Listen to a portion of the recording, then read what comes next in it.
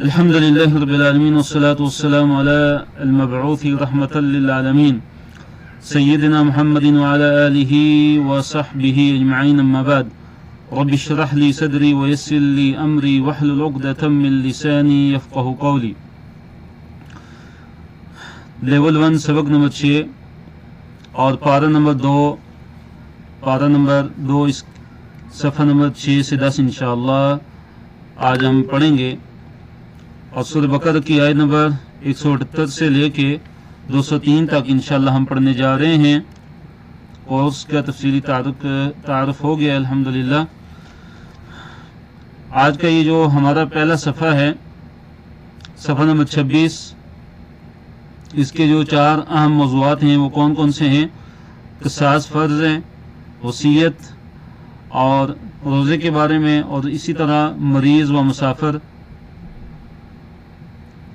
سب سے جو ہمارا جو پہلا جو ٹاپک ہے کہ ایمان والوں پر قصاص فرض کر دیا گیا، اور اسی طرح قصاص کے کچھ احکامات بیان کیے گئے، اور پھر یہ بیان فرمایا گیا کہ قصاص کے اندر زندگی ہے۔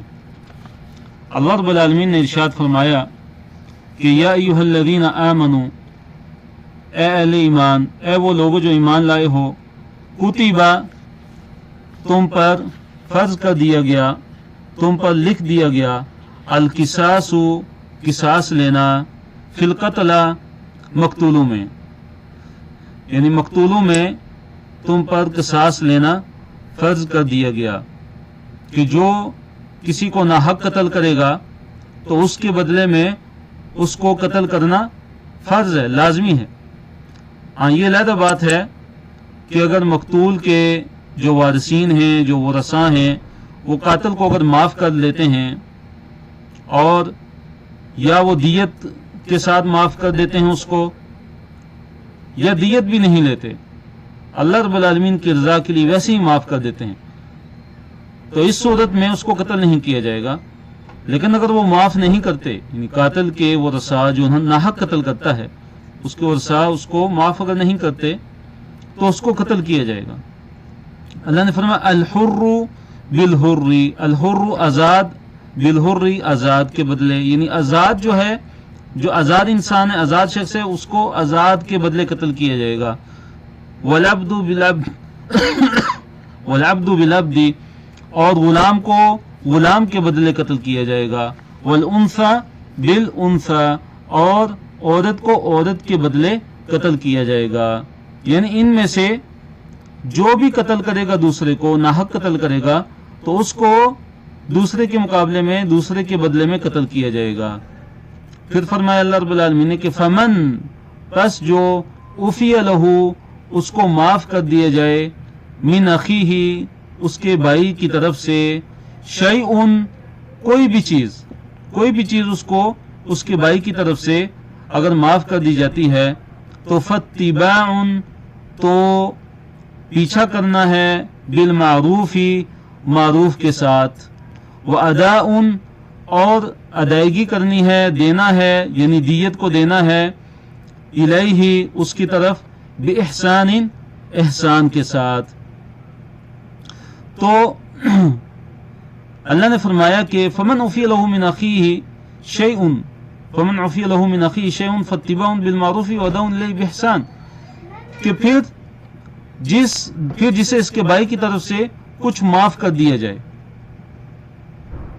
یعنی اگر مقتول کے ورثاء اس کو کچھ معاف فرما دیتے ہیں، مثال کے طور پہ بالکل ہی معاف کر دیتے ہیں، یا دیت کے ساتھ اگر معاف کر دیتے ہیں، تو فاتباع بالمعروف، تو جو طالب دیت ہے، جو دیت کو طلب کرنے والا ہے، اس کو چاہیے کہ وہ معروف کے ساتھ اس کا پیچھا کرے، یعنی جو ورثاء ہیں وہ قاتلین سے جو انہوں نے دیت لینی ہے، وہ اچھے طریقے سے، اچھے انداز سے ان سے دیت کا مطالبہ کریں، واداء الیہ باحسان، اور جو جنہوں نے قتل کیا ہے، جو قاتل ہے، اس کو چاہیے کہ وہ دیت کو بِإِحْسَانٍ अच्छे तरीके से, उम्दा बेहतरीन तरीके से दियत वो अदा कर दे, उनको दे दे।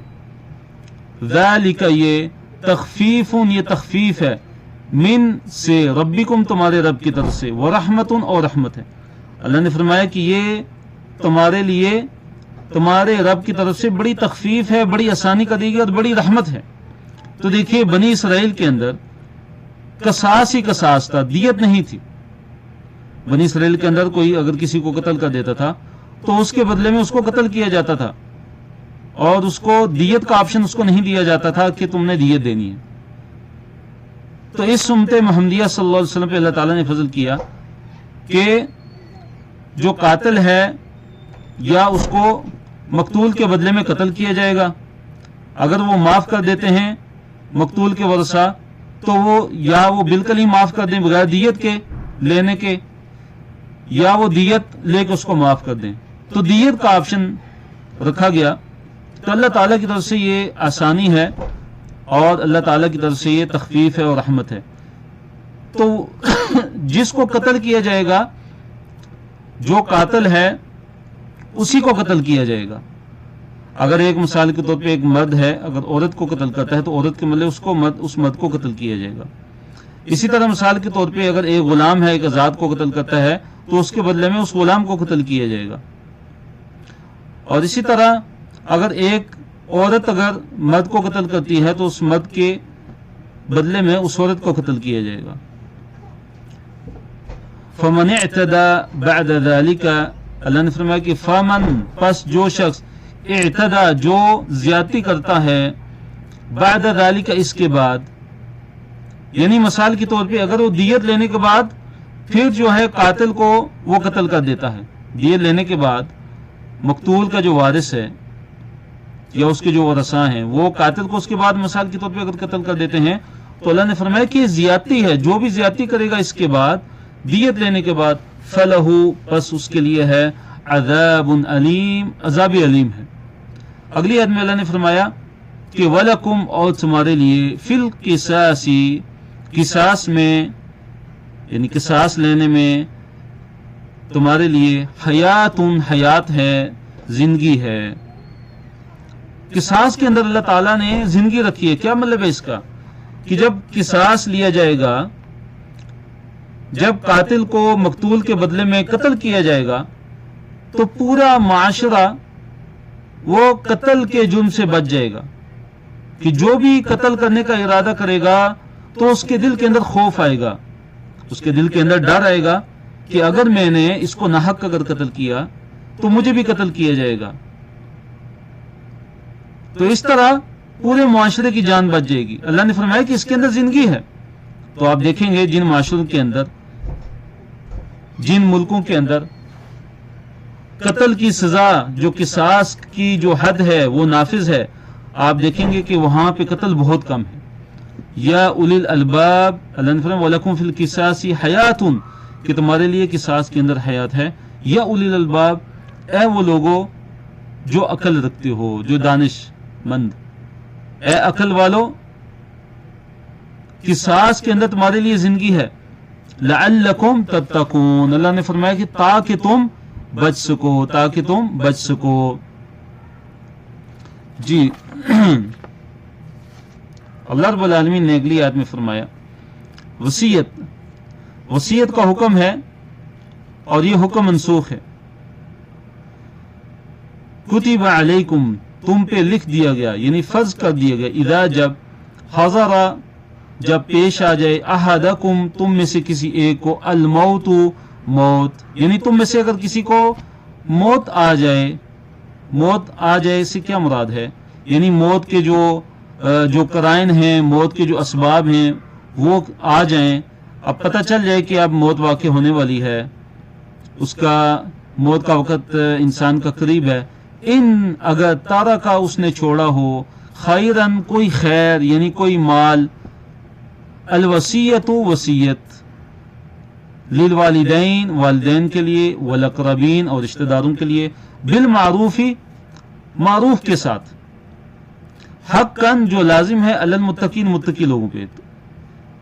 तो सलीस तर्जुमे की तरफ आते हैं कि अल्लाह ने फरमाया कि तुम पे فرض کر دیا گیا ہے کہ جب تم میں سے کسی ایک کو موت پیش آ جائے، اگر اس نے کوئی مال چھوڑا ہو تو وصیت اس پہ فرض کر دی گئی ہے، یعنی وصیت کرنا اس پہ لازم کر دیا گیا ہے، وصیت کرنا اس پہ فرض کر دیا گیا. کس کے لیے؟ للوالدین، والدین کے لیے، والاقربین اور قریبی رشتہ داروں کے لیے، بالمعروف، معروف کے ساتھ. حقاً یہ لازم ہے علی المتقین، متقی لوگوں پہ. تو اس آیت کے اندر اللہ تعالی نے وصیت کا حکم دیا کہ وصیت فرض کر دی گئی ہے. کن کے لیے وصیت فرض کر دی گئی ہے؟ للوالدین، والدین کے لیے، والاقربین اور قریبی رشتہ داروں کے لیے، بالمعروف، معروف کے ساتھ. لیکن دوسری آیت سے ہمیں پتہ چلتا ہے کہ اللہ تعالی نے جو والدین ہیں اور جو قریبی رشتہ دار ہیں ان کا حصہ مقرر کر دیا ہے. اور حدیث سے ہمیں پتہ چلتا ہے کہ نبی صلی اللہ علیہ وسلم نے فرمایا کہ ان اللہ قد آتى كل ذي حق حقه فلا وصیۃ لوارث، کہ بے شک اللہ تعالی نے ہر حقدار کو اس کا حق دے دیا ہے، تو وارث کے لیے اب کوئی وصیت نہیں ہے. یعنی وارث جو جس کا حصہ مقرر کر دیا گیا، جیسے والدین ہیں ان کا حصہ مقرر کر دیا گیا، جیسے زوجین ہیں میاں بیوی ان کا حصہ مقرر کر دیا گیا ہے، جیسے بنات ہیں بیٹیاں ہیں ان کا حصہ مقرر کر دیا گیا ہے، تو اب ان کے لیے کوئی وصیت نہیں کی جا سکتی. تو اس لیے علماء نے کہا ہے کہ یہ آیت جو آیت مواریث ہے، جس آیت کے اندر اللہ تعالیٰ نے وراثت کا ذکر کیا ہے اور تمام ورثاء کا جو نصیب ہے، جو ان کا حصہ ہے، اس آیت کے اندر اللہ تعالیٰ نے ذکر کیا ہے، تو اس آیت کی روح سے یہ آیت کیا ہے؟ منسوخ ہے. اور بعض علماء کہتے ہیں کہ یہ منسوخ نہیں ہے، بلکہ اس سے یہ مراد ہے کہ مثال کے طور پہ اگر ایک انسان ہے، اس کے والدین کافر ہیں یا اس کے والدین مثال کے طور پہ غلام ہیں، تو ان کے لیے اس پہ لازم ہے کہ کچھ نہ کچھ ان کے لیے وصیت کر جائے. اسی طرح مثال کے طور پہ پوتا ہے کہ جو والد کی موجودگی میں اس کا حق نہیں ہے، بیٹے کی موجودگی میں اس کو نہیں ملے گا کچھ بھی، بیٹے کی موجودگی میں پوتے کو نہیں ملنے والا، تو اگر اس کے حق میں اگر وہ وصیت کر جاتا ہے تو یہ کرنی چاہیے اور یہ جائز ہے. اس کے بعد اللہ نے فرمایا اگلی آیت کے اندر کہ فمن بدلہ، پس جس نے بدلہ تبدیل کر دیا، ہو کس چیز کو؟ وصیت کو، وصیت نامے کو تبدیل کر دیا، بعدما سمعہ، اس کے بعد کہ اس نے سن لیا اس کو، فإنما، تو اثمہ، اس کا اثم، اس کا گناہ کس پہ ہے؟ علی الذین، ان لوگوں پہ ہے، یبدلونہ، جو تبدیل کرتے ہیں، کہ جو تبدیل کرتے ہیں وصیت کو، یہ بہت بڑا گناہ ہے اور بہت بڑا گناہ وہ کماتے ہیں.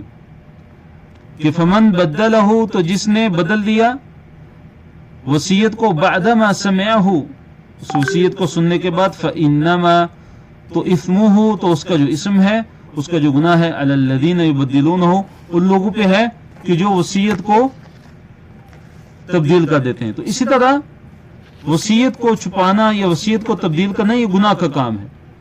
وصیت کو چھپا لینا یا وصیت کو تبدیل کر دینا، جو وصیت نامہ ہے اس کو تبدیل کر دینا، یہ گناہ ہے. اللہ نے فرمایا کہ ان اللہ، بے شک اللہ تعالیٰ، سمیع، سننے والا، علیم، اور جاننے والا.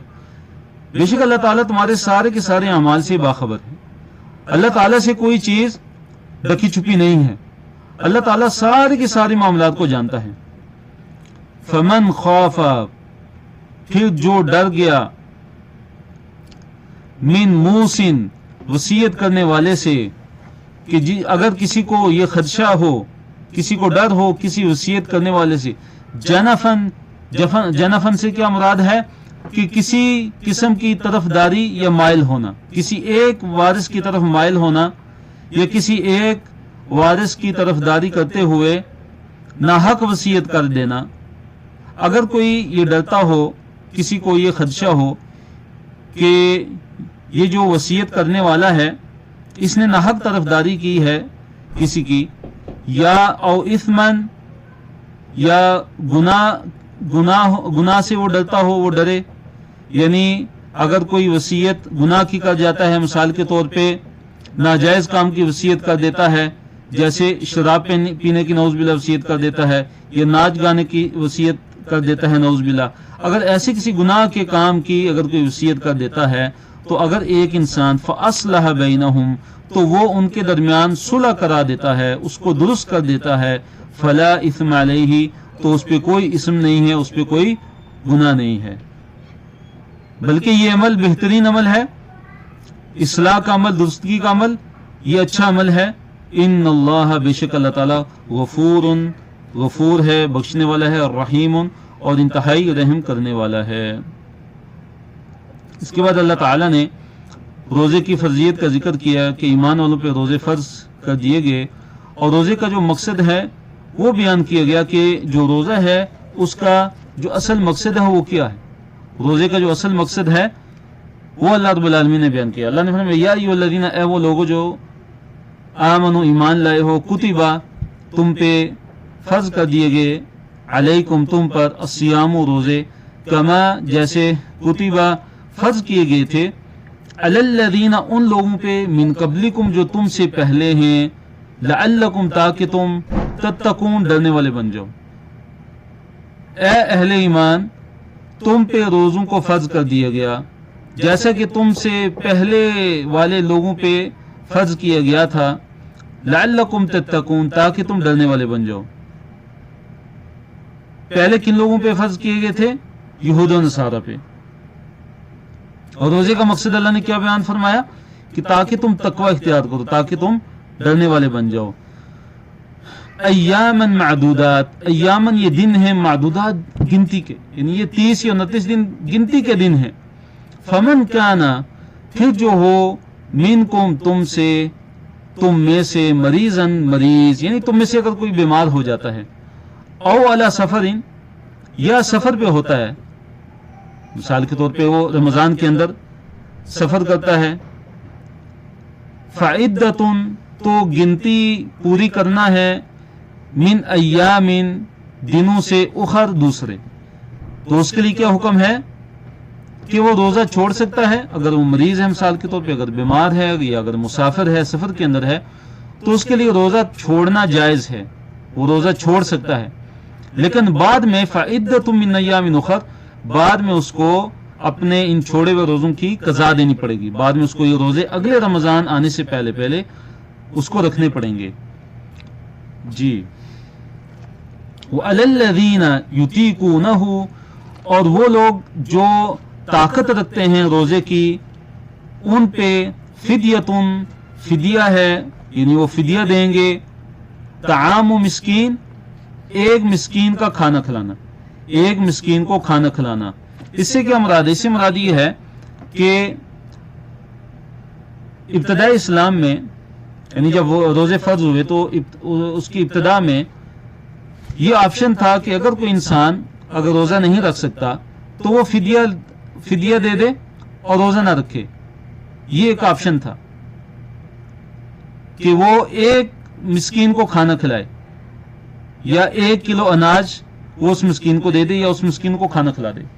تو یہ شروع میں تھا، تو بعد میں جو اس کے بعد جو اگلی آیت آ رہی ہے تو اس کی روح سے اب جو بھی حضر کے اندر ہے، جو اپنے گھر کے اندر ہے، جو اپنے شہر کے اندر ہے، جو مسافر نہیں ہے، جو بیمار بھی نہیں ہے، جس کو کوئی عذر نہیں ہے، تو اس کے لیے روزہ رکھنا فرض ہے۔ فمن تطوع پھر جو کوئی خوشی سے نیکی کرے، خیرن کوئی نیکی، فہوا پس وہ خیرن لہو اس کے لیے زیادہ بہتر ہے، یعنی ایک مسکین کے ایک مسکین کی جگہ 2 مسکینوں کو کھانا کھلا دیتا ہے، 3 کو کھانا کھلا دیتا ہے، یہ 4 کو، اس سے بھی زیادہ، تو اس کے لیے بہتر ہے، اس کے لیے اچھا ہے، اس کے لیے زیادہ اجر ہے۔ وَأَن تَصُومُوا اللہ نے فرمایا اور یہ کہ اگر تم روزہ رکھو، خیر لکم تمہارے لیے بہتر ہے، بجائے اس کے کہ تم روزہ چھوڑ دو اور اس کی جگہ اگر فدیہ دے دو تو اس کے بدلے، اس کی بجائے روزہ رکھنا تمہارے لیے بہتر ہے، ان کنتم تعلمون اگر تم جانتے ہو۔ اسی طرح یہ حکم ان لوگوں کے لیے بھی ہے کہ جو دائمی مریض ہیں، یہ جو بوڑھے ہیں، جو دائمی مریض ہیں کہ جو روزہ نہیں رکھ سکتے اور نہ ہی وہ ٹھیک ہوں گے کہ ان کا یعنی وہ ایسے مریض ہیں، ان کے ساتھ ایسا مرض لاحق ہے ان کو کہ وہ ٹھیک نہیں ہو سکتے، تو ان کے لیے بھی یہی حکم ہے کہ وہ ہر روزے کے بدلے ایک مسکین کو کھانا کھلائیں گے۔ جی، رمضان اور قرآن، تو رمضان میں قرآن نازل ہوا، قرآن کی کچھ صفات کا بیان ہے، اس طرح رمضان کے روزے رکھنے کی تلقین کی گئی ہے، اور اسی طرح مریض اور مسافر کو رخصت دی گئی ہے، اور یہ بیان ہے کہ اللہ تعالیٰ جس کے لیے چاہتا ہے آسانی فرماتا ہے۔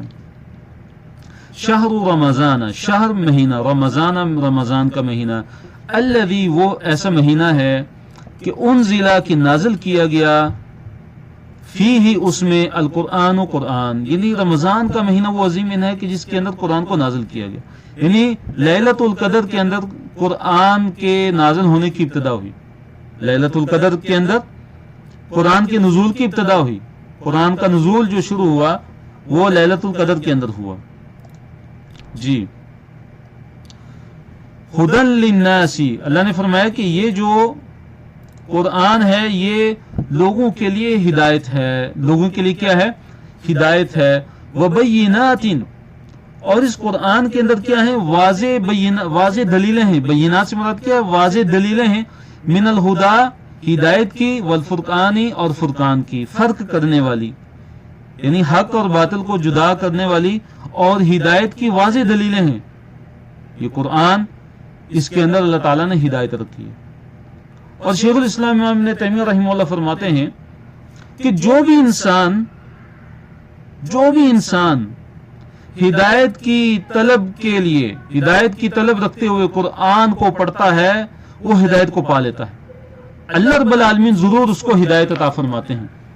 یہ ہو نہیں سکتا کہ ایک انسان جو ہے وہ ہدایت کا طالب ہو، وہ ہدایت چاہتا ہو اور وہ قرآن پڑھے اور وہ اپنی نیت میں سچا ہو، اپنی نیت میں سچا ہو کہ اس کو ہدایت چاہیے، تو یہ نہیں ہو سکتا کہ اس کو ہدایت نہ ملے، بلکہ اس کو ہدایت مل کر رہے گی۔ اس لیے ہمیں قرآن سے ہمیں ہدایت طلب کرنی چاہیے، جب بھی ہم قرآن پڑھیں اس نیت سے کہ اے اللہ ہم کو ہدایت عطا فرما۔ اور یہ بات یاد رکھیے کہ جو ہدایت ہے یہ اللہ رب العالمین کی سب سے بڑی نعمت ہے۔ سب سے بڑی نعمت کیا ہے؟ صراط مستقیم کی ہدایت ایک انسان کو مل جائے، ایک انسان اسلام کے اوپر ثابت قدم رہے اور وہ ڈگمگائے نہیں، وہ جو دائیں اور بائیں کے جو گمراہی کے جو راستے ہیں ان پہ نہ چلا جائے، بلکہ صراط مستقیم پہ قائم رہے۔ فمن، پس جو، شاہدہ، جو حاضر ہو، منکم، تم میں سے، الشہر، اس مہینے کو، فلیصمہ، تو اس کو چاہیے کہ وہ روزہ رکھے، یعنی جو رمضان کا چاند طلوع ہو جائے، رمضان کا جو چاند ہے وہ نظر آ جائے اور وہ موجود ہو، حاضر ہو، تو اس پہ روزہ فرض ہے۔ فلیصمہ، یہ اللہ رب العالمین کو حکم ہے۔ ومن کان مریضا، اور جو ہو مریض ہو، او علی سفر، یا سفر پر ہو، فعدۃ، تو گنتی پوری کرنا ہے، یعنی اس کو چاہیے کہ وہ گنتی پوری کرے، یعنی رمضان کے مہینے کے روزے رکھے، من ایام اخر، دوسرے دنوں میں، یعنی جتنے وہ رمضان کے روزے وہ مریض ہونے کی وجہ سے، بیمار ہونے کی وجہ سے یا سفر پر ہونے کی وجہ سے اگر وہ نہیں رکھ سکا تو وہ دوسرے دنوں میں، یعنی رمضان کے بعد اس پہ فرض ہے، اس پہ لازمی ہے کہ وہ روزے رکھے گا، اس کا وہ روزہ معاف نہیں ہوگا اگر وہ رمضان کے مہینے کے اندر اگر وہ روزہ نہ رکھ سکا بیماری کی وجہ سے یا کسی شرعی عذر کی وجہ سے، تو بعد میں اس پہ فرض ہے کہ وہ روزہ رکھے۔ اللہ رب العالمین نے فرمایا یرید اللہ، اللہ تعالیٰ چاہتا ہے، بکم، تمہارے ساتھ، الیسر، آسانی، اللہ تعالیٰ تمہارے ساتھ آسانی چاہتا ہے، ولا یرید، نہیں چاہتا اللہ تعالیٰ، بکم، تمہارے ساتھ، العسر، تنگی، مشکل، اللہ تعالیٰ تمہارے لیے آسانیاں چاہتا ہے، اللہ تعالیٰ تمہیں مشکل میں ڈالنا نہیں چاہتا۔ اس لیے تو اللہ تعالیٰ نے یہ اتنی عظیم نعمت عطا فرمائی کہ سفر کی حالت میں روزہ چھوڑا جا سکتا ہے، اگر ایک انسان بیمار ہے تو وہ روزہ چھوڑ سکتا ہے اور بعد میں اس کی گنتی کو پورا کرے گا۔ وَلِتُكْمِلُوا الْعِدَّةَ، اور تاکہ تم گنتی کو پورا کرو، وَلِتُكْمِلُوا الْعِدَّةَ، اور تاکہ تم گنتی کو پورا کرو، یعنی رمضان کے مہینوں کے جو روزے ہیں ان کو پورا کرو، وَلِتُكَبِّرُوا اللَّهَ، اور تاکہ تم تکبیر کہو، تاکہ تم اللہ تعالیٰ کی بڑائی بیان کرو، اللہ اس چیز پہ، ما، جو ہداکم، جو اللہ تعالیٰ نے تم کو ہدایت دی، اللہ تعالیٰ نے تمہیں جو ہدایت عطا فرمائی ہے اس پہ، تاکہ تم اللہ تعالیٰ کی بڑائی بیان کرو، تاکہ تم اللہ تعالیٰ کی بڑائی بیان کرو۔ تو روزوں کی جو گنتی ہے اس کی تکمیل کے بعد اللہ تعالیٰ کی طرف سے نعمت ہے کہ عید الفطر کی نعمت ہے، تو عید کی رات اور عید کے لیے جانے اور عید سے واپس آنے کے بعد جو ہے رستے میں جاتے ہوئے آتے ہوئے اللہ تعالیٰ کی تکبیرات بلند کرنی چاہیے اور تکبیرات پڑھنی چاہیے، اللہ تعالیٰ کا ذکر کرنا چاہیے، اور اللہ نے فرمایا کہ وَلَعَلَّكُمْ تَشْكُرُونَ، اور تاکہ تم شکر کرنے والے بن جاؤ۔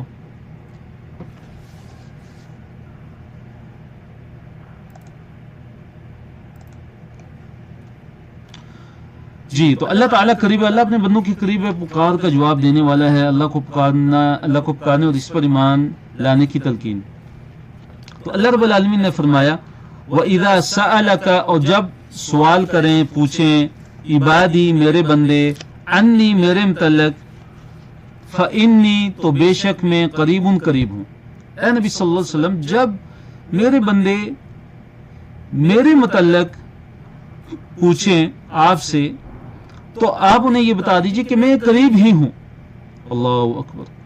تو دیکھیں اس میں اللہ تعالیٰ نے عبادی یعنی میرے بندے، اللہ تعالیٰ کتنا شفقت بھرا انداز ہے، کتنا رحمت بھرا انداز ہے کہ اے نبی صلی اللہ علیہ وسلم جب آپ سے میرے بندے میرے متعلق پوچھیں تو آپ ان کو یہ بتا دیا کریں کہ فَإِنِّي قریب، میں قریب ہی ہوں۔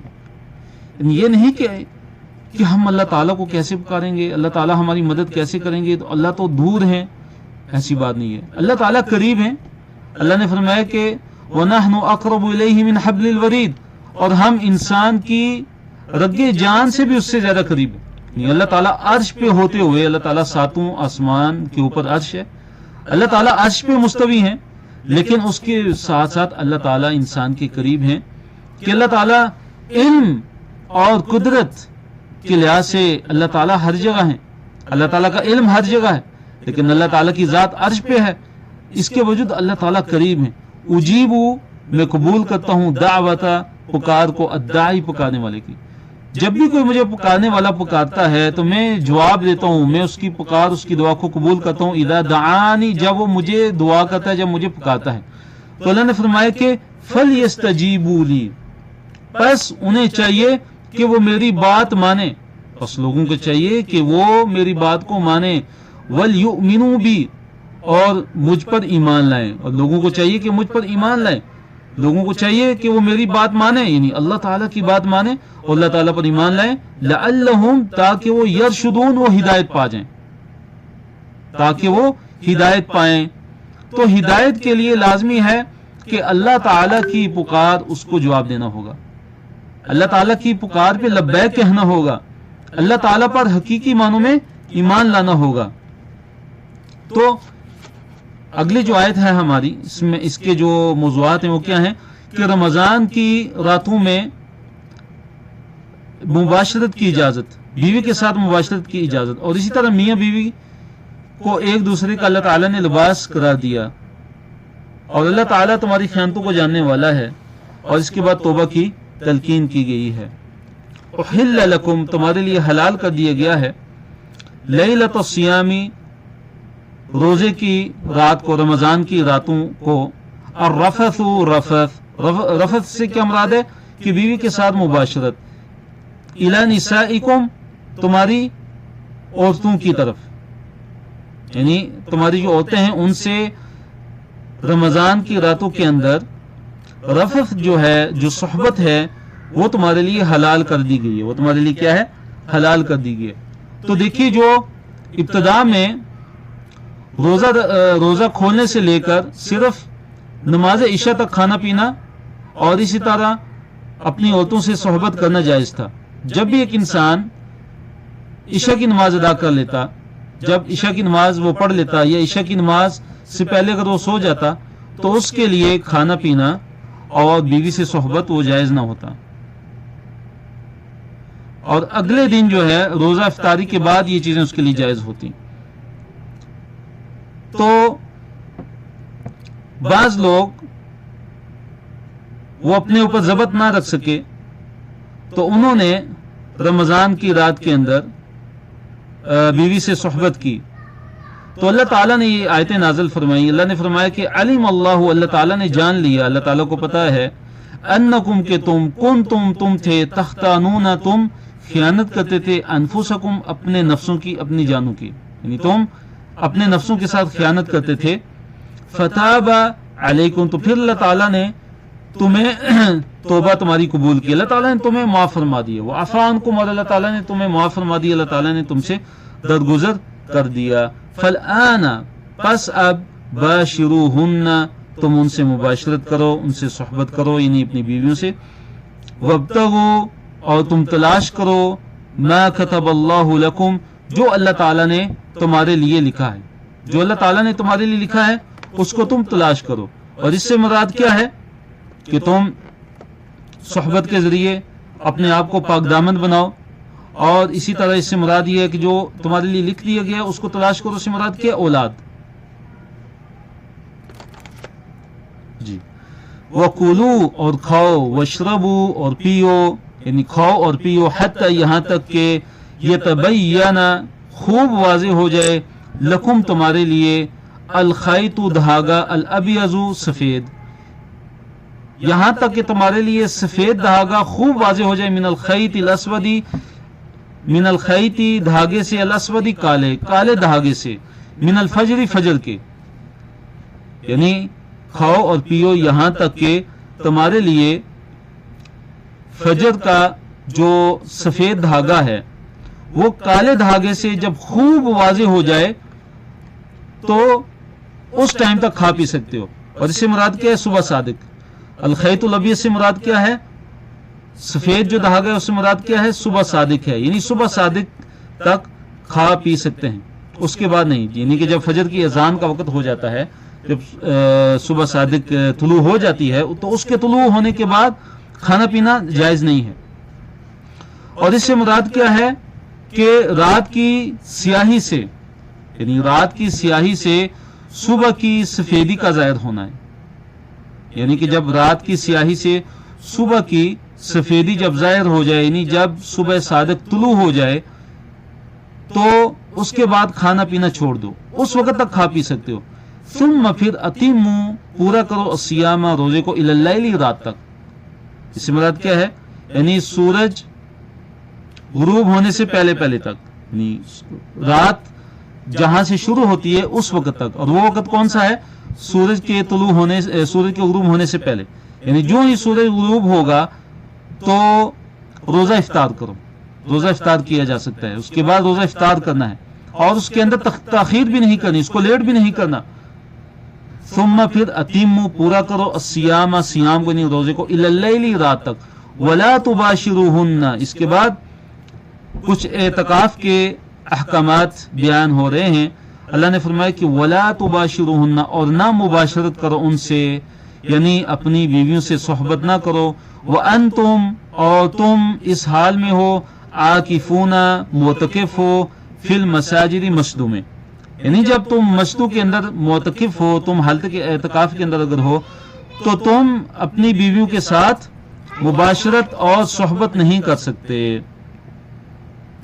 तो एतकाफ में बीवी से मुबाशरत जायज नहीं। और इसी तरह हालत एतकाफ के अंदर मस्जिद से निकलना भी जायज नहीं है, सिवाय किसी ऐसी जरूरत के कि जिसके बगैर कोई चारा कार ना हो। मिसाल के तौर पे खाना लेने जाना है, खाना नहीं है, ठीक है। और इसी तरह मिसाल के तौर पे अगर हम्माम नहीं है, वहां पे टॉयलेट नहीं है, तो इस तरह की अगर कोई बहुत मजबूरी हो, कोई बहुत जरूरत हो, तो उसके बगैर हालत एतकाफ के अंदर मस्जिद से निकलना जायज नहीं है। और अल्लाह ने फरमाया कि फिल मसाजिदी, मस्जिदों के अंदर, जब तुम मस्जिदों के अंदर एतकाफ की हालत में हो, तो इससे हमें ये पता चलता है कि एतकाफ मस्जिद के अंदर ही जायज है। उलमा ने जिक्र किया है कि एतकाफ मस्जिद के अंदर ही जायज है, मस्जिद के अलावा घर के अंदर एतकाफ नहीं होता।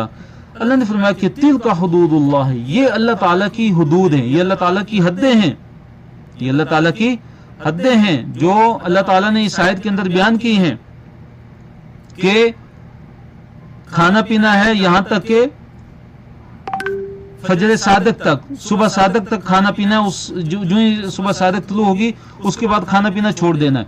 फिर रोजे को सूरज गुरूब होने तक पूरा करना है।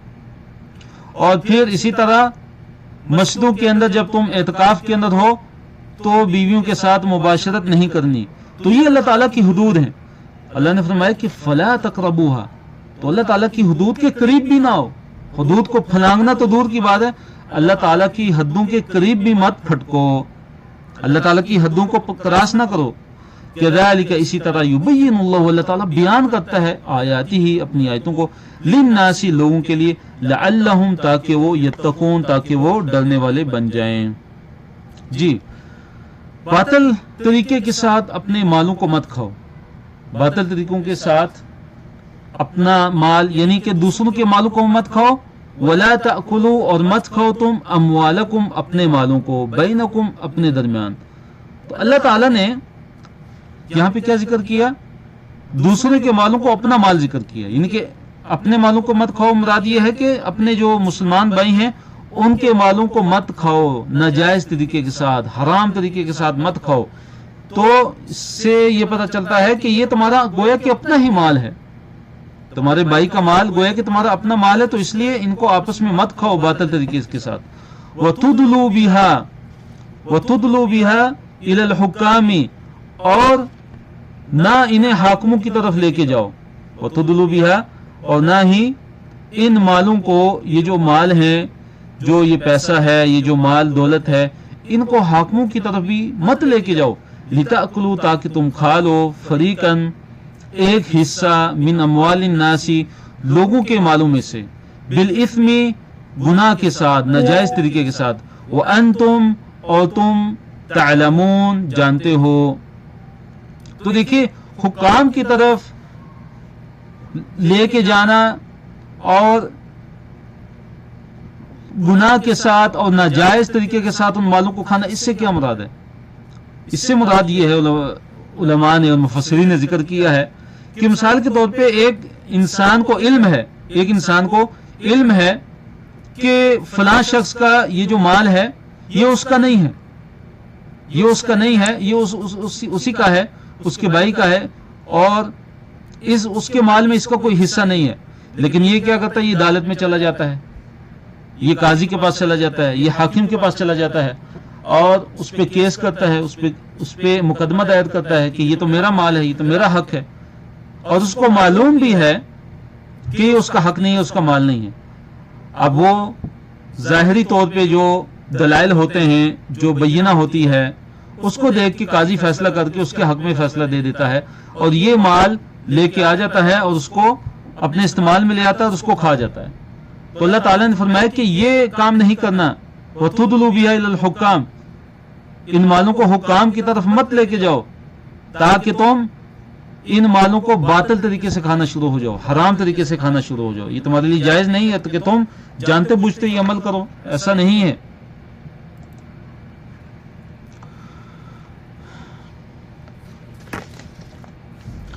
इसी तरह इस आयत के अंदर चांद की जो घटती बढ़ती जो सूरतें हैं उनके मुतल्लिक सवाल किया गया नबी सल्लल्लाहु अलैहि वसल्लम से। उसका जिक्र है कि यसअलूनका, कि आपसे पूछते हैं, अनिल अहिल्लति, अहिल्ला के बारे में, कि ए नबी सल्लल्लाहु अलैहि वसल्लम ये लोग आपसे नए चांदों के मुतल्लिक पूछते हैं, यानी चांद की जो घटती बढ़ती जो सूरतें हैं उनके मुतल्लिक पूछते हैं कि जब चांद पहली रात का होता है, दूसरी रात का होता है, तो उसको हिलाल कहते हैं, कितना वो बारीक होता है। उसके बाद जो है जब 14वीं का हो जाता है तो पूरा मुकम्मल हो जाता है, और उसके बाद दोबारा अपनी उसी हालत में आ जाता है। तो लोगों ने नबी सल्लल्लाहु अलैहि वसल्लम से पूछा कि इसमें क्या हिकमत है?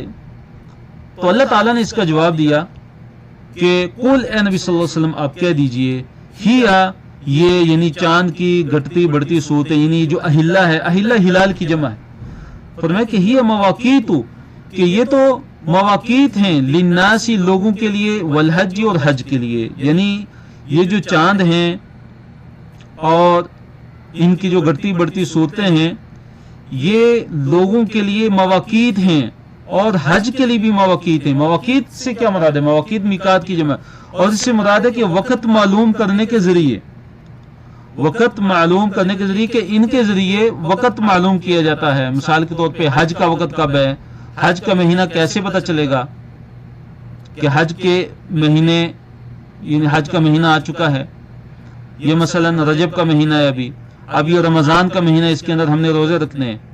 तो ये चांद के जरिए ही कि अल्लाह ताला ने ये عظیم نظام اللہ تعالیٰ نے یہ مقرر کر دیا ہے کہ یہ ساری کائنات اللہ رب العالمین کے حکم پہ چلتی ہے، اور اس طرح چاند، یہ ستارے، یہ سورج سب اللہ تعالیٰ کے حکم کے پابند ہیں.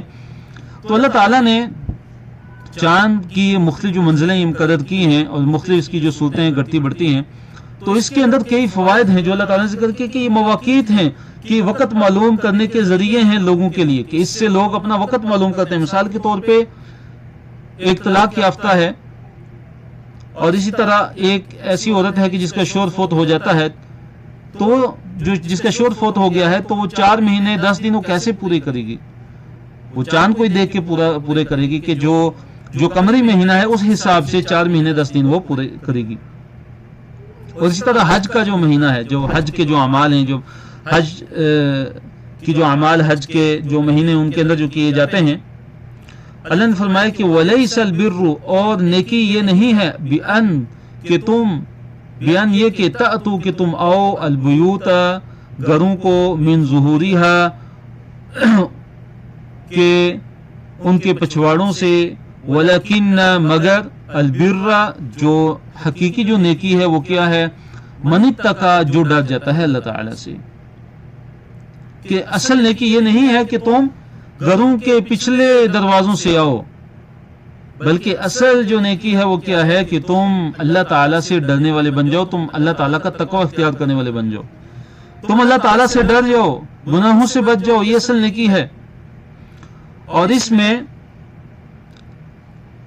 اس رسم کا ذکر ہے کہ جب حج کر کے واپس آتے تھے تو وہ گھروں کے جو آگے والے جو دروازے ہوتے تھے وہاں سے نہیں آتے تھے، بلکہ گھروں کے پچھلے حصے سے آتے تھے، اور اس کو بہت بڑا عمل سمجھتے تھے. تو اللہ تعالیٰ نے فرمایا کہ یہ کوئی نیکی نہیں ہے، بلکہ اصل جو نیکی ہے وہ یہ ہے کہ تم متقی بن جاؤ. اور ساتھ اللہ تعالیٰ نے حکم دیا وَأْتُوا الْبُيُوتَ، اور تم آؤ گھروں کو، مِنْ أَبْوَابِهَا، ان کے دروازوں سے. وَأْتُوا الْبُيُوتَ مِنْ أَبْوَابِهَا، اور گھروں کو ان کے دروازوں کے ذریعے، دروازوں سے آؤ، یعنی آگے والے جو دروازے جو اگلا حصہ ہے وہاں سے آؤ. وَاتَّقُوا اللَّهَ، اور اللہ تعالیٰ سے ڈرو، لَعَلَّكُمْ تُفْلِحُونَ، تاکہ تم فلاح پانے والے بن جاؤ. اور اللہ تعالیٰ سے ڈرو تاکہ تم کامیاب ہو جاؤ. اللہ رب العالمین نے اگلی ان آیات کے اندر حکم دیا کہ جب تم نے قتال کرنا ہے، جب تم نے کفار سے لڑنا ہے، تو تم نے حد سے تجاوز نہیں کرنا، حد سے نہیں گزرنا. اور اسی طرح جو فتنہ ہے وہ قتال سے زیادہ شدید ہے، جو فتنہ ہے وہ قتال سے زیادہ سخت ہے. تو اللہ رب العالمین نے حکم دیا کہ وَقَاتِلُوا فِي سَبِيلِ اللَّهِ، وَقَاتِلُوا، اور لڑو، فی سبیل اللہ، اللہ کے راستے میں، الذین، ان لوگوں سے، یقاتلونکم، جو تم سے لڑتے ہیں، وَلَا تَعْتَدُوا، اور حد سے مت گزرو. اللہ نے فرمایا کہ اور حد سے مت گزرو. تو حد سے مت گزرو، حد سے گزرنا کیا ہے کہ جیسے اسلام کے اندر یہ منع ہے کہ بچوں کو قتل کیا جائے، اسی طرح عورتوں کو، اسی طرح بوڑھوں کو، اور اسی طرح جو صلح کی پیشکش کرتے ہیں ان کو قتل کر دیا جائے، یہ جائز نہیں ہے.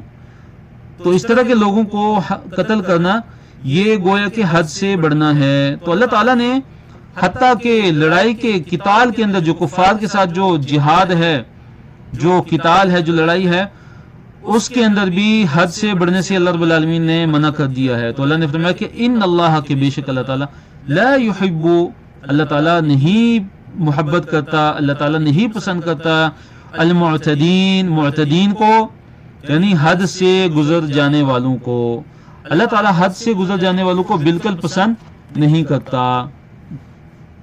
اور اس طرح نبی صلی اللہ علیہ وسلم جب کسی شخص کو لشکر کا امیر مقرر کرتے تو اس کو فرماتے کہ اللہ تعالیٰ کا نام لے کر اللہ تعالیٰ کے راستے میں جہاد کرو، اس سے جہاد کرو جو اللہ تعالیٰ کا منکر ہے، اور جنگ کرو، اور خیانت مت کرو، اور جنگ کے اندر عہد شکنی مت کرو، اور نہ ہی مثلا کرو، نہ بچوں کو قتل کرو، اور نہ درویشوں کو قتل کرو، اور نہ ہی راہبوں کو قتل کرو.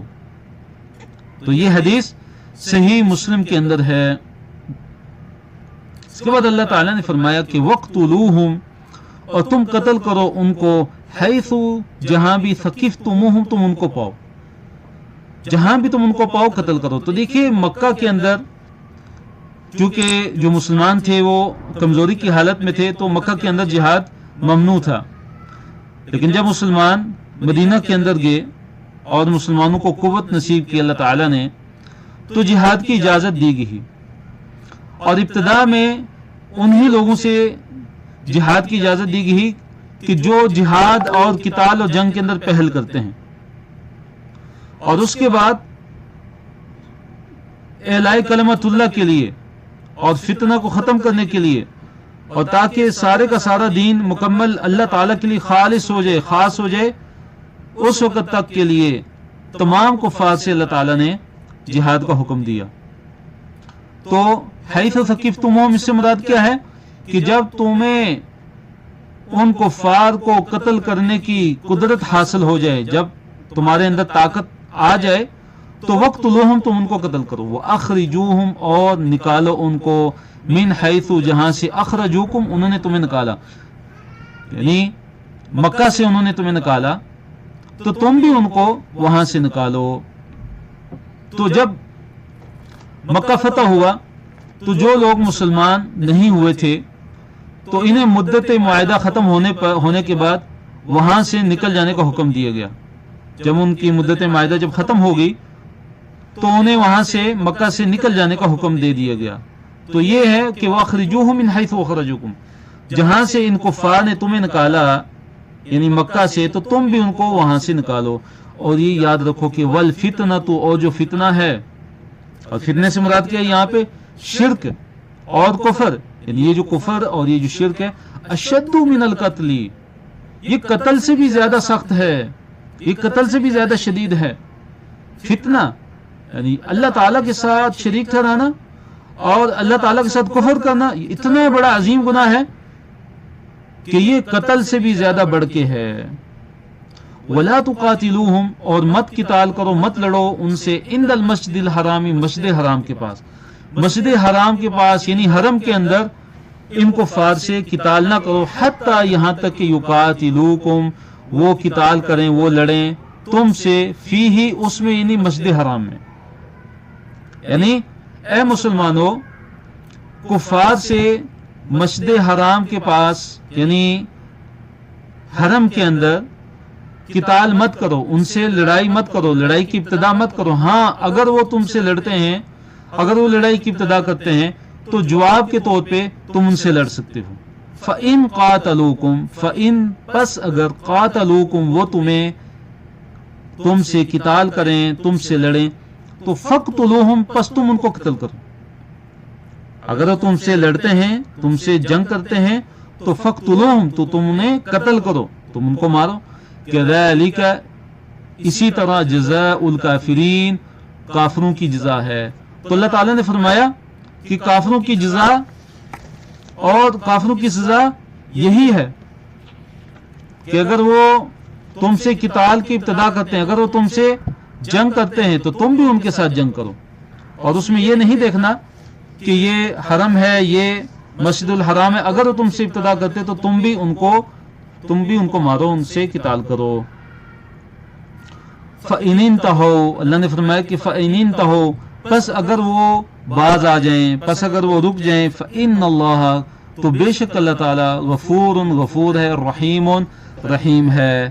یعنی کسی سے اگر وہ باز آ جائیں، اگر وہ اپنے کفر سے باز آ جائیں، اگر اپنے شرک سے باز آ جائیں، یا اگر وہ مسلمانوں سے قتال کرنے سے باز آ جائیں، جنگ کرنے سے باز آ جائیں، لڑائی کرنے سے باز آ جائیں، تو فَإِنَّ اللَّهَ غَفُورٌ رَحِيمٌ، تو بے شک اللہ تعالیٰ غفور ہے اور رحیم ہے، انتہائی رحم کرنے والا ہے۔ وَقَاتِلُوهُمْ، اللہ نے پھر حکم دیا قتال کا، وَقَاتِلُوهُمْ، اور تم ان سے قتال کرو، تم ان سے جنگ کرو، لڑائی کرو، حتی، یہاں تک کہ لا تکون، نہ رہے، فتنۃ، فتنہ، یعنی فتنہ نہ رہے، فتنہ ختم ہو جائے، وَيَكُونَ الدِّينُ، اور دین ہو جائے، للہ، اللہ تعالیٰ کے لیے، کہ سارے کا سارا دین خالص اللہ تعالیٰ کے لیے ہو جائے۔ یعنی دین جب تک غالب نہیں ہوتا تب تک ان سے قتال کرو، تب تک ان سے جنگ کرو۔ اور جب تک فتنہ ختم نہیں ہوتا. تو دو چیزیں یہاں پہ ذکر ہیں کہ کب تک قتال کرتے رہنا ہے, یہاں تک کہ فتنہ ختم نہیں ہو جاتا. اور فتنے سے کیا مراد ہے؟ فتنے سے مراد یہاں شرک ہے. جب تک شرک ختم نہیں ہوتا, جب تک کفر ختم نہیں ہو جاتا اور دین غالب نہیں آ جاتا, تب تک قتال کرتے رہنا ہے. پھر اللہ نے فرمایا فَإِنِ انْتَهَوْا, پس اگر وہ باز آ جاتے ہیں, پس اگر وہ باز آ جاتے ہیں, کس چیز سے باز آ جاتے ہیں؟ اگر یہ کفار شرک سے باز آ جاتے ہیں یا مسلمانوں سے قتال کرنے سے باز آ جاتے ہیں, فَلَا عُدْوَانَ, تو نہیں ہے زیادتی کرنا, الا مگر علی الظالمین, ظالموں پہ. یعنی ظالموں کے علاوہ کسی پہ بھی زیادتی کرنا جائز نہیں ہے. یعنی اگر یہ شرک اور قتال سے باز آ جائیں, اگر شرک اور قتال سے اگر باز آ جائیں, تو اس کے بعد اگر کوئی شخص ان سے اگر جنگ کرتا ہے تو پھر وہ ظالم ہے, کیونکہ اب وہ اپنے شرک سے باز آ گئے ہیں. اور اسی طرح مسلمانوں کے ساتھ قتال سے باز آ گئے ہیں, تو اس کے باوجود بھی اگر کوئی ان سے جنگ کرتا ہے تو ایسا انسان ظالم ہے.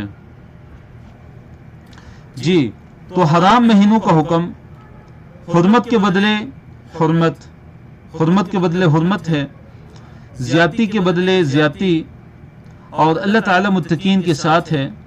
اور اسی طرح انفاق اور احسان کی اللہ تعالیٰ نے تلقین کی ہے, اور اللہ تعالیٰ محسنین کے ساتھ ہے. اللہ نے فرمایا کہ الشہر الحرام بالشہر الحرامی, کہ حرمت والا مہینہ حرمت والے مہینے کے بدلے ہے, حرمت والا مہینہ حرمت والے مہینے کے بدلے ہے. والحرمات قصاص, اور جو حرمتیں ہیں وہ ایک دوسرے کا بدلہ ہوا کرتی ہیں. جو حرمتیں ہوتی ہیں وہ ایک دوسرے کا بدلہ ہوتی ہیں. اس سے مراد کیا ہے کہ نبی صلی اللہ علیہ وسلم جب 6 ہجری کو مکہ کے لیے روانہ ہوئے عمرے کی غرض سے, عمرے کے لیے صحابہ بھی تھے, 1400 صحابہ تھے, تو مشرکین مکہ نے نبی صلی اللہ علیہ وسلم کو مکہ میں داخل ہونے سے روک دیا, اور یہ طے پایا کہ اگلے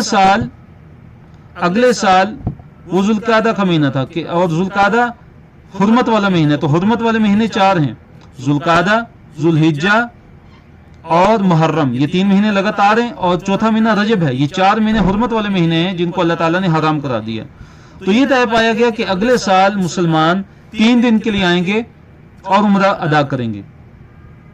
تو اللہ تعالیٰ نے پہلے ہی فرما دیا کہ اگر یہ جب آپ عمرے کے لیے جائیں گے تو اگر یہ تمہیں مسجد حرام سے روکتے ہیں یا اگر یہ لڑائی کرتے ہیں, تو پھر حرم کی اور مسجد حرام کی جو حرمت ہے اگر وہ پامال کرتے ہیں اور تم سے لڑائی کرتے ہیں, اور تمہیں اگر نہیں, تمہارے راستے کے اندر اگر رکاوٹ کھڑی کرتے ہیں, تو اس صورت میں آپ نے اس کی حرمت کو ملحوظ خاطر نہیں رکھنا, اس کو ملحوظ نہیں رکھنا, بلکہ ان کو جواب دینا ہے اور ان کے ساتھ قتال کرنا ہے اور ان کے ساتھ جنگ کرنی ہے. اللہ نے فرمایا کہ فمن اعتدى, پھر جو کوئی تم پہ زیادتی کرے, فاعتدوا علیہ, تو تم بھی اس پہ زیادتی کرو, بمثل, اس مثل ما اعتدى علیکم, جو اس نے تم پہ زیادتی کی. یعنی اگر تمہارے ساتھ اگر کوئی زیادتی کرتا ہے تو اتنی زیادتی کرنا تمہارے لیے جائز ہے, اتنا جواب دینا, بدلہ لینا جائز ہے کہ جتنی زیادتی اس نے تم پہ کی ہے, اس سے زیادہ نہیں, اس سے زیادہ جائز نہیں ہے, بلکہ بالکل مثل, اس کے برابر ہونی چاہیے, وہ برابر اس کا جواب ہونا چاہیے. واتقوا اللہ, اللہ تعالیٰ سے ڈرو, واعلموا, تم جان لو کہ ان اللہ, کے بے شک اللہ تعالیٰ مع المتقین, متقی لوگوں کے ساتھ ہے. اللہ نے فرمایا کہ اور بے شک تم جان لو کہ اللہ تعالیٰ متقی لوگوں کے ساتھ ہے. وانفقوا, اور خرچ کرو, فی سبیل اللہ, اللہ تعالیٰ کے راستے میں, ولا تلقوا, اور مت ڈالو, بایدیکم, اپنے ہاتھوں کے ساتھ, الی التہلکۃ, ہلاکت میں, یعنی اپنے ہاتھوں اپنے آپ کو ہلاکت میں مت ڈالو, اپنے ہاتھوں اپنے آپ کو ہلاکت میں مت ڈالو. تو اس سے مراد کیا ہے؟ تہلکہ یہاں پہ ہلاکت سے مراد کیا ہے کہ انفاق کو چھوڑ دینا, اللہ تعالیٰ کے راستے میں خرچ نہ کرنا, یہ اپنے آپ کو ہلاکت میں ڈالنے کے برابر ہے. اسی طرح جہاد کو چھوڑ دینا, یہ اپنے آپ کو ہلاکت میں ڈالنے کے برابر ہے. اسی طرح گناہ پر گناہ کرتے جانا, یہ بھی ہلاکت میں ڈالنے کے برابر ہے. اللہ تعالیٰ نے فرمایا وَأَحْسِنُوا, اور احسان کرو, نیکی کرو, ان اللہ یحب المحسنین، اللہ تعالیٰ محبت کرتا ہے، اللہ تعالیٰ پسند کرتا ہے نیکی کرنے والوں کو، احسان کرنے والوں کو۔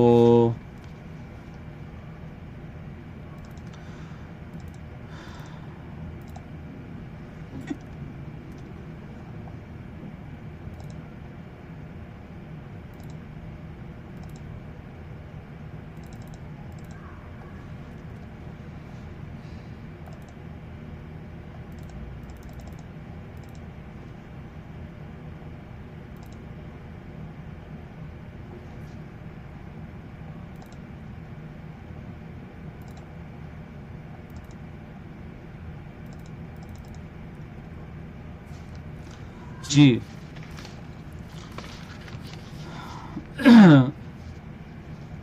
اس آیت کے اندر اللہ تعالیٰ نے حکم دیا کہ حج و عمرے کو اللہ تعالیٰ کے لیے پورا کرو، حج اور عمرے کو اللہ تعالیٰ کے لیے پورا کرو۔ اللہ نے فرمایا کہ وَأَتِمُّوا، اور پورا کرو، الحج حج کو، والعمرۃ اور عمرہ کو، اللہ تعالیٰ کے لیے، للہ اللہ تعالیٰ کے لیے، یعنی اللہ کے لیے حج اور عمرے کو پورا کرو۔ یعنی جب تم حج یا عمرے کا احرام باندھ لو، جب نیت کر لو، احرام باندھ لو، تو اس کے بعد چاہے حج اور عمرہ فرضی ہو یا نفلی، جائز نہیں ہے اس کو توڑنا، بلکہ اب اس کو پورا کرنا پڑے گا۔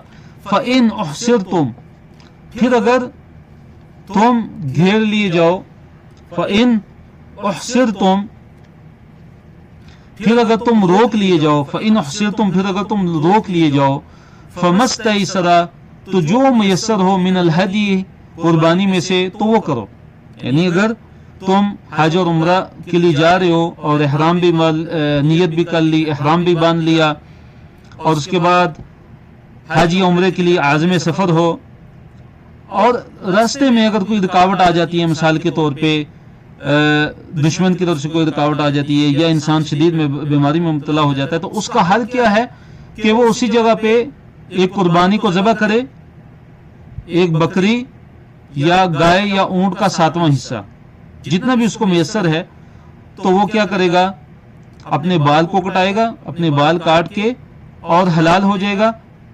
تو اس طرح یہ حل پیش کیا گیا ہے کہ اگر وہ روک دیا جاتا ہے، اگر وہ خانہ کعبہ نہیں پہنچ سکتا، اگر وہ حج اور عمرہ مکمل نہیں کر پاتا، اس سے پہلے ہی اگر وہ روک لیا جاتا ہے، اس کو کوئی مشکل پیش آ جاتی ہے، جیسے بیماری ہے یا کوئی اور عذر اس کو پیش آ جاتا ہے، اور وہ خانہ کعبہ تک نہیں پہنچ سکتا، تو جہاں پہ بھی ہے وہ ایک قربانی کو ذبح کرے اللہ تعالیٰ کے لیے، اور اس کے بعد وہ اپنے سر کے بالوں کو منڈا لے اور احرام کھول لے۔ تو اس کے لیے یہی حکم ہے۔ اس کے لیے لازمی اب نہیں ہے کہ اگلے سال آ کے وہ دوبارہ وہ حج اس پہ کرنا لازم ہے یا عمرہ کرنا لازم ہے۔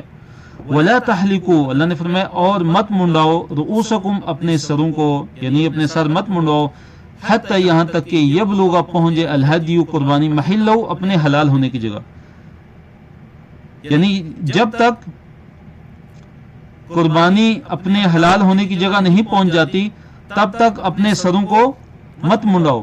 فمن کان منکم، پس جو کوئی ہو تم میں سے، مریضن، مریض، او بہ اذن، یا اس کو کوئی تکلیف ہو، من رأسہ، اس کے سر میں، یعنی اگر کوئی مریض ہوتا ہے، کوئی بیمار ہے مثال کے طور پہ، یا اس کے سر کے اندر کوئی مسئلہ ہے، بیماری ہے سر کے اندر، ففدیتن، تو فدیہ ہے، یعنی اس کو فدیہ دینا ہوگا، من صیامین، روزے میں سے، او صدقتن، یا صدقہ، او نسکن، یا قربانی۔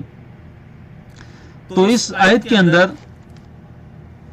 جو محظورات الاحرام ہے، یعنی کہ وہ امور کہ جن کو حالت احرام کے اندر ان کا ارتکاب کرنا منع ہے، مثال کے طور پہ حالت احرام کے اندر سر منڈانا یہ منع ہے، سر کے بال کاٹنا منع ہے جب ایک انسان احرام کے اندر داخل ہو جاتا ہے، جب احرام پہن لیتا ہے، اور اسی طرح خوشبو لگانا منع ہے، احرام پہننے کے بعد خوشبو لگانا منع ہے، اسی طرح سلے ہوئے کپڑے پہننا یہ منع ہے۔ تو جو بھی اگر ان امور میں سے کوئی فعل سر انجام دیتا ہے تو اس کو کفارہ دینا ہوگا، اس کو فدیہ دینا ہوگا، اور وہ فدیہ کیا ہے کہ 3 دن کے روزے رکھ سکتا ہے، یا وہ صدقہ 6 مسکینوں کو کھانا کھلا سکتا ہے جیسے کہ حدیث کے اندر ہے، اور نسکن، یا قربانی کر سکتا ہے۔ تینوں میں سے اگر کوئی بھی وہ فعل سر انجام دیتا ہے تو اس کا فدیہ ادا ہو جائے گا، 6 مسکینوں کو یا کھانا کھلا دے، یا 3 روزے رکھ دے، یا قربانی کر دے، جانور کی قربانی کر لے، دم دے دے، تو جائز ہے، اس کا کفارہ ادا ہو جائے گا۔ فَإِذَا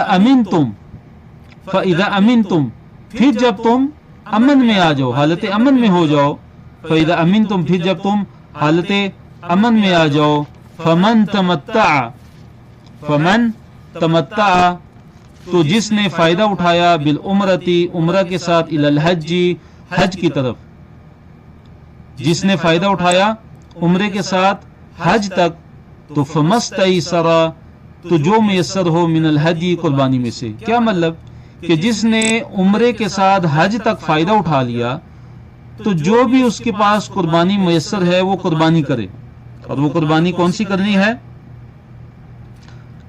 یا بکری ہو، بیڑ بکری ہو، یا گائے یا اونٹ کا 7واں حصہ ہو، یا گائے یا اونٹ کا 7واں حصہ ہو، تو یہ قربانی اس نے کرنی ہے. اس سے کیا مراد ہے کہ فمن تمتع بالعمرۃ الی الحج، کہ جو فائدہ اٹھا لے عمرے کے ساتھ حج تک. اس سے مراد یہ کہ جو حج تمتع ہو، جس کا حج تمتع ہو. تو دیکھیے یہاں پہ یہ ذہن میں رکھیے کہ جو حج ہے اس کی 3 اقسام ہیں. حج کی کتنی اقسام ہیں؟ 3 اقسام ہیں. ان میں سے حج افراد ہے. پہلا حج افراد کیا ہے کہ صرف حج کی نیت سے احرام باندھنا، صرف حج کی نیت سے احرام باندھنا. اور قران کیا ہے کہ حج اور عمرہ دونوں کی ایک ساتھ نیت کے ساتھ احرام باندھنا، دونوں کی ایک ساتھ نیت کرے گا اور احرام باندھے گا. اور تمتع کیا ہے؟ تمتع کا لفظی مطلب کیا ہوتا ہے؟ فائدہ اٹھانا. تمتع یہ ہے کہ حج اور عمرہ دونوں کی نیت سے احرام باندھنا، حج اور عمرہ دونوں کی نیت سے ایک ساتھ احرام باندھنا، اور پھر پہلے عمرہ کیا جائے اور اس کے بعد احرام کھول لے. یعنی حج تمتع میں کیا ہوتا ہے کہ پہلے عمرہ کرتا ہے انسان، اس کے بعد اپنا احرام کھول لیتا ہے، اور پھر 8 ذی الحجہ کو مکہ ہی سے حج کا احرام باندھا جاتا ہے. 8 ذی الحجہ کو مکہ سے حج کا احرام باندھا جاتا ہے. تو اس کو تمتع کیوں کہتے ہیں؟ کہ تمتع کا معنی یہ ہے کہ فائدہ اٹھانا. تو گویا کے درمیان کا جو وقت ہے کہ جس میں اس نے اپنا احرام کھول لیا تھا، عمرہ کرنے کے بعد احرام کھول دیا اور احرام کی پابندیوں سے ایک انسان آزاد ہو گیا، وہ بالکل عام انسان کی طرح ہو گیا، تو گویا کہ اس نے یہ فائدہ اٹھایا. لیکن جو حج افراد والے ہیں، جو ہی وہ حج کی نیت کریں گے، حج مکمل ہونے تک وہ حالت احرام میں رہیں گے.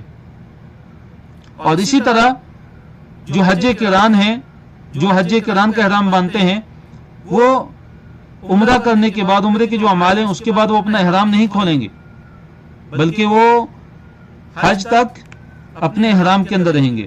تو اللہ تعالیٰ نے فرمایا کہ ذالک یہ لمن، اس کے لیے یہ حکم ہے، یعنی قربانی کرنے کا، ہدی دینے کا، کہ لم یکن اہلہ، کہ نہیں اس کے اہل، اس کے گھر والے، حاضری رہنے والے، المسجد الحرام، مسجد حرام کے پاس. یعنی جو مسجد حرام یعنی حرم کے اندر جو رہتا ہے اور حرم سے اتنا دور نہیں ہے کہ جو قصر کا جو مسافت ہوتی ہے کہ جس میں ایک انسان مسافر بن جاتا ہے، اس کے اندر اگر وہ رہتا ہے، اس کے اندر اگر وہ رہتا ہے، یعنی حرم کا باشندہ ہے، اہل مکہ میں سے، اہل مکہ کا جو باشندہ ہے، اگر ان میں سے اگر کوئی، تو اس کے لیے یہ قربانی یعنی ہدی اس کے لیے لازمی نہیں ہے. اگر وہ حج کرتا ہے، حج تمتع کرتا ہے یا حج قران کرتا ہے، تو اس کے لیے یہ ہدی اس کے لیے لازمی نہیں ہے. واتقوا اللہ، اللہ تعالیٰ نے فرمایا کہ تم اللہ تعالیٰ سے ڈرتے رہو. واتقوا اللہ، تم اللہ تعالیٰ سے ڈرتے رہو. واعلموا، اور تم جان لو کہ ان اللہ، کے بے شک اللہ تعالیٰ شدید العقاب، بڑے سخت عقاب والا ہے، بڑے سخت عذاب والا ہے. تو اس کے بعد اللہ تعالیٰ نے فرمایا کہ الحج، جو حج ہے، اشہر معلومات، حج کے جو مہینے ہیں وہ مقرر ہیں. حج کے مہینے ہیں وہ معلوم ہیں، بالکل وہ مقرر ہیں. اور حج کے مہینے کون سے ہیں؟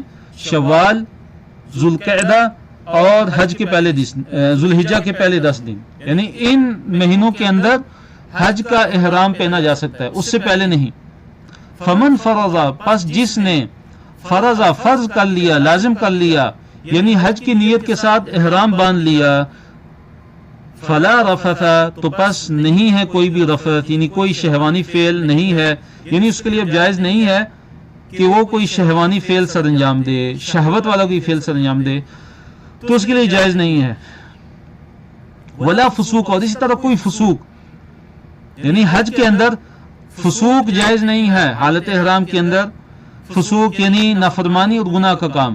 ولا جدال فی الحج، اور نہ ہی کوئی جدال ہے حج کے اندر. جدال سے مراد کیا؟ لڑائی جھگڑا. یعنی حج کے اندر کوئی انسان اس کے لیے جائز نہیں ہے کہ وہ حالت احرام کے اندر ہے، اگر حج کا احرام پہن لیا ہے اور اسی طرح مثال کے طور پہ عمرے کا احرام پہن لیا ہے، اب اس کے لیے 3 چیزیں حرام ہیں، ایک رفث اور ایک فسوق اور ایک جدال۔ رفث سے کیا مراد ہے؟ شہوانی فعل، شہوت والا فعل۔ اس سے مراد کیا ہے؟ جماع اور جماع کی طرف مائل کرنے والے امور اور افعال۔ اور اسی طرح اس کے لیے جائز نہیں ہے حج کے اندر فسوق، یعنی اللہ تعالیٰ کی نافرمانی اور گناہ۔ اور اس طرح حج کے اندر جدال بھی جائز نہیں ہے، لڑائی جھگڑا۔ وما تفعلوا، جو تم فعل کرو گے، جو بھی تم عمل کرو گے، من خیر، کوئی بھی خیر کا ہو، یعلمہ اللہ، اللہ تعالیٰ اس کو جانتا ہے۔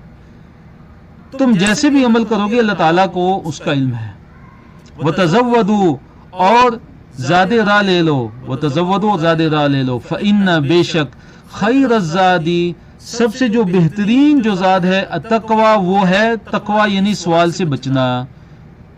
تو اس سے مراد یہ ہے کہ بعض لوگ زاد راہ نہیں لے کے چلتے تھے، اپنے ساتھ زاد راہ نہیں لیتے تھے، اور تو کہتے تھے ہم اللہ تعالیٰ پہ توکل کرتے ہیں۔ تو جب وہ مکہ پہ جاتے تھے پھر لوگوں سے مانگتے تھے، تو اللہ تعالیٰ نے فرمایا کہ زاد راہ لے کے چلا کرو، یہ توکل کے منافی نہیں ہے۔ توکل کیا ہے؟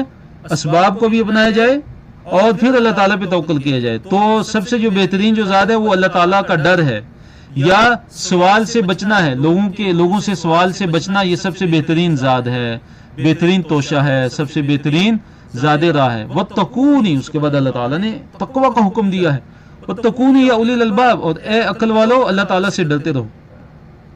تو حج اسلام کا 5واں رکن ہے، اور یہ عظیم عمل ہے اور بہت فضیلت والا عمل ہے، اور جو اس کی استطاعت رکھتا ہے اس پہ فرض ہے۔ اور نبی صلی اللہ علیہ وسلم نے فرمایا کہ من حج فلم یرفث ولم یفسق رجع کیوم ولدتہ امہ، کہ جو حج کرتا ہے اور حج کے اندر کوئی شہوت والا عمل نہیں کرتا اور نہ ہی اللہ تعالیٰ کی نافرمانی والا کوئی عمل کرتا ہے، تو وہ حج سے ایسے واپس لوٹتا ہے اس دن کی طرح کہ جس دن اس کی ماں نے اس کو جنا تھا، یعنی گناہوں سے پاک صاف ہو کے لوٹتا ہے۔ اتنا عظیم عمل ہے یہ حج۔ تو اس کے احکام بیان اللہ تعالیٰ اس کے احکام بیان کر رہے ہیں، تو یہ احکام ہمیں سیکھنے ہیں، اور جو بھی ہم عبادت کریں اس عبادت کے احکام ہم پہلے سیکھ لیں۔ مثال کے طور پہ ہم نماز پڑھتے ہیں روزانہ، تو نماز کے احکام ہمیں پتہ ہونے چاہیے کہ نماز ہم نے کیسے پڑھنی ہے، نبی صلی اللہ علیہ وسلم کا سنت طریقہ کیا تھا نماز پڑھنے کا۔ اور اس طرح زکوٰۃ اگر فرض ہے تو ہمیں زکوٰۃ کے مسائل ہمیں معلوم ہونے چاہیے۔ روزے کا جب وقت آتا ہے، رمضان قریب آتا ہے، تو رمضان کے مسائل ہمیں سیکھنے چاہیے۔ تو حج بڑی فضیلت والا عمل ہے۔ ایک حدیث کے اندر ہے کہ والحج المبرور لیس لہ جزاء الا الجنہ، کہ حج مبرور کی جو جزا ہے وہ جنت کے علاوہ اور کوئی نہیں۔ حج مبرور کی جو جزا ہے، جو ثواب ہے، وہ اللہ تعالیٰ کے ہاں جنت ہے۔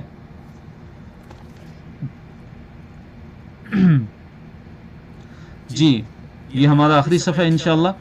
تو حج میں تجارت جائز ہے۔ اللہ نے فرمایا کہ لیس علیکم جناح، کہ تمہارے اوپر کوئی گناہ نہیں ہے، کہ ان یہ کہ تبتغوا، کہ تم تلاش کرو فضل من ربکم، اپنے رب کی طرف سے، یعنی تمہارے اوپر کوئی گناہ نہیں ہے کہ تم اپنے رب کا فضل تلاش کرو، تم اپنے رب کا فضل تلاش کرو۔ نہیں، حج کے اندر اگر تم تجارت کرتے ہو، تو کوئی کاروبار کرتے ہو، تو یہ جائز ہے، یہ حرام نہیں ہے۔ جی فَإِذَا أَفَضْتُمْ، اور جب تم لوٹو، فَإِذَا أَفَضْتُمْ، اور جب تم لوٹو، من عرفات، عرفات سے، جب تم عرفات سے لوٹو، فَاذْكُرُوا اللَّهَ، تو تم ذکر کرو اللہ تعالیٰ کا، عند المشعر الحرام، مشعر حرام کے پاس۔ مشعر حرام سے مراد کیا ہے؟ مزدلفہ ہے۔ تو تم مزدلفہ کے پاس اللہ تعالیٰ کا ذکر کرو۔ اور دیکھیے جو مزدلفہ ہے وہ حرم کے اندر ہے، مزدلفہ حرم کے اندر ہے، حرم کے اندر داخل ہے۔ اور اسی طرح جو 10 ذو الحجہ کا جو دن ہے، 10 ذو الحجہ کا دن، اس میں مزدلفہ سے جو حاجی ہیں ان کی روانگی ہوتی ہے مینا کی طرف کنکریاں مارنے کے لیے۔ اور اس میں یہ سنت ہے کہ 10 ذو الحجہ کو مشعر الحرام یعنی مزدلفہ کے اندر جو فجر کی جو نماز ہے وہ غلس کے اندر اندھیرے کے اندر پڑی جائے اور اس کے بعد سورج نکلنے تک اللہ تعالیٰ کا ذکر کیا جائے، اللہ تعالیٰ کا ذکر کیا جائے. تو عرفات سے جب حاجی لوٹتے ہیں، کیونکہ جو عرفات کے اندر وقوف جو عرفہ ہے وہ حج کا سب سے بڑا رکن ہے، تو مغرب کے بعد وہاں سے جب وہ لوٹتے ہیں تو مزدلفہ کے اندر آتے ہیں، رات مزدلفہ کے اندر گزارتے ہیں، اور مزدلفہ کے اندر مغرب اور عشاء کی نماز جو ہی وہ پہنچتے ہیں، مغرب اور عشاء کی نماز اکٹھی کر کے اور وہ جلدی سو جاتے ہیں. تو اگلا جو دن ہوتا ہے وہ 10 ذی الحجہ کا دن ہوتا ہے. تو مزدلفہ کے اندر سورج نکلنے تک فجر کے بعد اللہ تعالیٰ کے نبی صلی اللہ علیہ وسلم کی یہ سنت ہے کہ کثرت سے اللہ تعالیٰ کا ذکر کیا جائے. تو اس کے بعد اللہ نے فرمایا کہ وَاذْكُرُوهُ كَمَا هَدَاكُمْ، اور ذکر کرو اللہ تعالیٰ کا كَمَا هَدَاكُمْ، جیسے اللہ تعالیٰ نے تمہیں ہدایت دی ہے، جیسے اللہ تعالیٰ نے تمہیں ہدایت عطا فرمائی ہے. وَإِن كُنتُمْ، اور تھے اور یقیناً تم تھے، من قبلی، اس سے پہلے، لمن الضالین، گمراہوں میں سے، لمن الضالین، اس سے پہلے تم گمراہوں میں سے تھے، اس سے پہلے تم گمراہوں میں سے تھے. ثم افیضوا، پھر اس کے بعد لوٹو، پھر تم اس کے بعد لوٹو. کہاں سے لوٹو؟ من حیث، جہاں سے، افاض الناس، من حیث افاض الناس، جہاں سے، جس جگہ سے، افاض الناس، لوگ لوٹتے ہیں، جس جگہ سے لوگ لوٹتے ہیں. واستغفر اللہ، اور تم اللہ تعالیٰ سے استغفار کرو، تم اللہ تعالیٰ سے اپنے گناہوں کی معافی مانگو. تو عرفات جو ہے وہ چونکہ حرم سے باہر تھا تو اس لیے قریش مکہ عرفات تک نہیں جاتے تھے. قریش مکہ جب وہ حج کے لیے جاتے تھے، جب حج کرتے تھے تو وہ عرفات تک نہیں جاتے تھے، وہ بلکہ وہ کہتے تھے کہ ہم حرم کے اندر ہی رہیں گے. تو وہ کیا کرتے تھے کہ مزدلفہ سے ہی لوٹ آتے تھے واپس، عرفات کی طرف نہیں جاتے تھے بلکہ مزدلفہ سے ہی وہ واپس لوٹ آتے تھے. تو چنانچہ ان کو یہاں پہ اللہ تعالیٰ کی طرف سے حکم دیا جا رہا ہے کہ جہاں سے سب لوگ لوٹ کر آتے ہیں، یعنی عرفات سے لوٹ کر آتے ہیں، تو تم بھی وہیں سے لوٹ کر آؤ، یعنی عرفات کے اندر وقوف عرفہ کر کے آؤ. فَإِذَا پھر جب قضیتم، تم پورے کر لو، تم ادا کر چکو، مناسککم، مناسک حج، یعنی حج کے جو احکام ہے جب تم پورے کر لو. تو حج کے احکام کب پورے کر لو؟ مثال کے طور پہ یعنی جب تم 10 ذی الحجہ کو قربانی کر لو، رمی کر لو، اسی طرح سر منڈوا لو، اسی طرح طواف زیارت کر لو، طواف افاضہ کر لو 10 ذی الحجہ کا، اور صفا اور مروہ کی سعی جب کر لو، جب یہ سارے کے سارے مناسک جو ہے تم مکمل کر لو، تو فذکروا اللہ، تو تم ذکر کرو اللہ تعالیٰ کا، کذکرکم، جیسے تمہارا ذکر کرنا ہے، آباءکم، تمہارے اپنے آباء و اجداد کا، یعنی اللہ تعالیٰ کا ایسے ذکر کرو جیسے تم اپنے آباء و اجداد کا ذکر کرتے تھے. او اشد ذکر، یا اس سے بھی زیادہ شدید، یا اس سے بھی زیادہ سخت. تو اللہ تعالیٰ کا ذکر کرو جیسے تم اپنے آباء و اجداد کا ذکر کرتے ہو، یا اس سے بھی زیادہ اللہ تعالیٰ کا ذکر کرو. تو اس سے مراد کیا ہے؟ دیکھیے کہ عرب کے جو لوگ تھے وہ حج کے بعد مینا کے اندر میلہ لگاتے تھے. عرب کے لوگ حج کے بعد مینا کے اندر میلہ لگاتے تھے اور اپنے آباء و اجداد کے کارناموں کا ذکر کرتے تھے، اپنے آباء و اجداد کے کارناموں کا ذکر کرتے تھے. تو اللہ تعالیٰ نے حکم دیا ہے کہ ان کے ذکر کے بجائے اللہ تعالیٰ کا ذکر کرو، جیسے تم اپنے آباء و اجداد کا ذکر کرو، اسی طرح اللہ کا ذکر اب کرو، اللہ کا ذکر کرو، یا اس سے بھی زیادہ اچھے طریقے سے اللہ تعالیٰ کا ذکر کرو. فَمِنَ النَّاسِ، پھر لوگوں میں سے، من یقول، جو کہتا ہے، ربنا، اے ہمارے رب، آتنا، ہمیں دے، فی الدنیا، دنیا کے اندر، وما لہو، اور نہیں اس کے لیے، فی الآخرت، آخرت کے اندر، من خلاق، کوئی حصہ. یعنی صرف دنیا مطلوب ہے اور دنیا کی طلب ہے، صرف اللہ تعالیٰ سے دنیا ہی دنیا مانگتا ہے.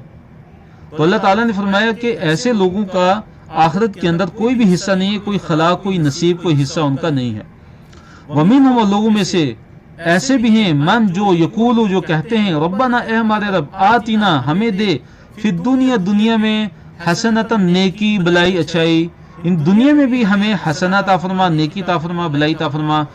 وفی الآخرت، اور آخرت میں بھی ہمیں حسنتاً، حسنہ عطا فرما، وقینا، اور بچا لے ہم کو، عذاب النار، آگ کے عذاب سے. یعنی ایسے لوگ ہیں کہ جو اللہ تعالیٰ سے یہ دعا کرتے ہیں کہ اللہ دنیا میں بھی ہمیں نیکی عطا فرما اور آخرت میں بھی اللہ ہمیں حسنہ نیکی اور بھلائی عطا فرما، اور اے اللہ ہمیں آگ کے عذاب سے بچا لے۔ اولئک یہ لوگ لہم ان کے لیے نصیب حصہ ہے مما کسبوا جو انہوں نے کمایا ان کے اعمال کا، یعنی جو اعمال انہوں نے کیے ان کا ان میں سے حصہ ہے، ان کے لیے ان کے اعمال کا حصہ ہے۔ واللہ اور اللہ تعالیٰ سریع تیز الحساب حساب کا، تو اللہ تعالیٰ تیز حساب لینے والا ہے، اللہ سریع الحساب ہے، اللہ جلد حساب لینے والا ہے، اللہ تعالیٰ جلد حساب لینے والا ہے۔ اس کے بعد اللہ تعالیٰ نے فرمایا کہ وَاذْكُرُوا اللَّهَ، اور اللہ تعالیٰ کا ذکر کرو، فی ایام دنوں میں معدودات، گنتی کے جو چند دن ہیں، ایام معدودات، ایام معدودات سے مراد کون سے؟ ایام تشریق ہیں، یعنی 11 ذی الحجہ، 12 ذی الحجہ اور 13 ذی الحجہ، ان 3 دنوں کے اندر اللہ تعالیٰ کا ذکر کرو۔ فمن تعجل، پھر جس نے جلدی کی، پھر جس نے جلدی کی یعنی جو جلد چلا جائے، فی یومین 2 دنوں میں، فلا اثم علیہ تو اس پہ کوئی گناہ نہیں ہے۔ اس سے مراد کیا ہے کہ اگر کوئی انسان 11 اور 12 تاریخ کو، 11 اور 12 ذی الحجہ کو جمرات کو کنکریاں مار کے مینا کو چھوڑ دیتا ہے، مینا سے نکل جاتا ہے، تو اس پہ کوئی گناہ نہیں ہے، اس کے لیے جائز ہے۔